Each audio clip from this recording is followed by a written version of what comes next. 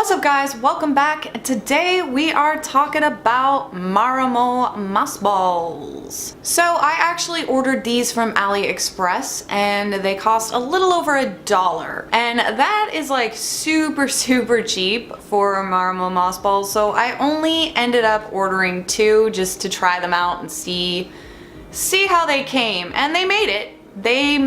And I actually quarantined these for a month now because, well, with them coming from AliExpress and I have no idea what kind of environment they were kept in, I don't want any nasties in my own aquariums. As with these, there's no real good way to sterilize them other than quarantining because they are actually a type of spherical algae and not actually a moss ball at all. So trying to bleach dip these or hydrogen peroxide dip these will kill this plant. So you do have to be really careful with them. So these are actually one of my favorite little plants to put in aquariums. They are so easy. You don't have to worry about planting them.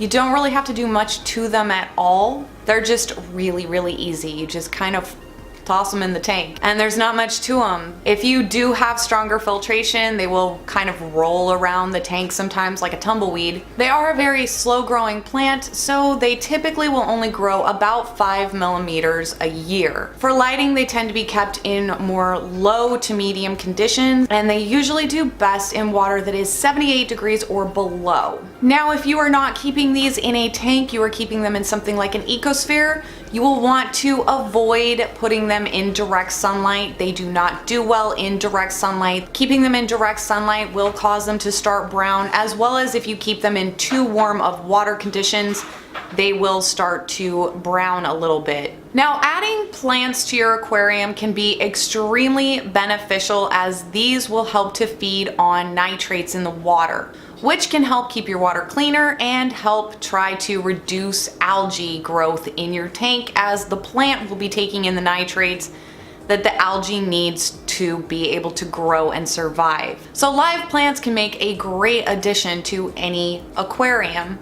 And the nice thing about these is that you don't really have to plant them. You don't have to really worry too much as far as maintenance goes with these. Pretty much the only big thing with the moss balls is that they can sort of lose their shape if they're not in a higher filtered tank where they're not going to blow around and sort of roll around to keep that rounded shape. You might have to pull them out and handle them to try to reshape them every now and then if they're in a very low flow tank, which is typically what you'll see in like betta tanks. Unfortunately, in my move, as with so many other things, I lost quite a few plants as well as a couple of tanks.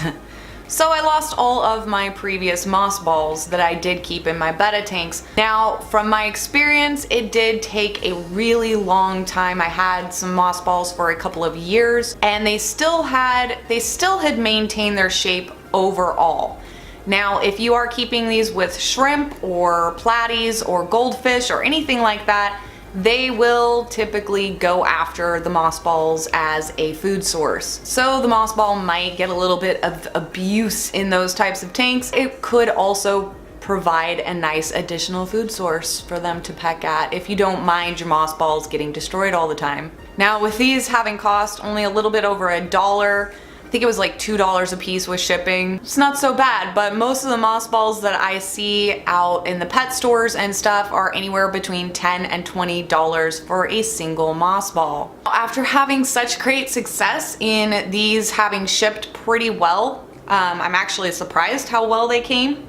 I'm probably gonna order quite a few of these because I have some ideas for a really cool aquascape inspired by Serpa Design and his beautiful bonsai tree that he created using Marimo moss balls. I'm excited. These do, if you do order things like this from AliExpress, I cannot guarantee that there's a ton of sellers selling moss balls on AliExpress, so no guarantees ever. I've heard some serious horror stories about receiving a plant from AliExpress. Luckily, they're usually pretty cheap, so it's not like you're out a huge amount of money, but I've heard of people receiving their plants just turn to mush basically. There is always the chance that your aquatic plants might not come in great condition.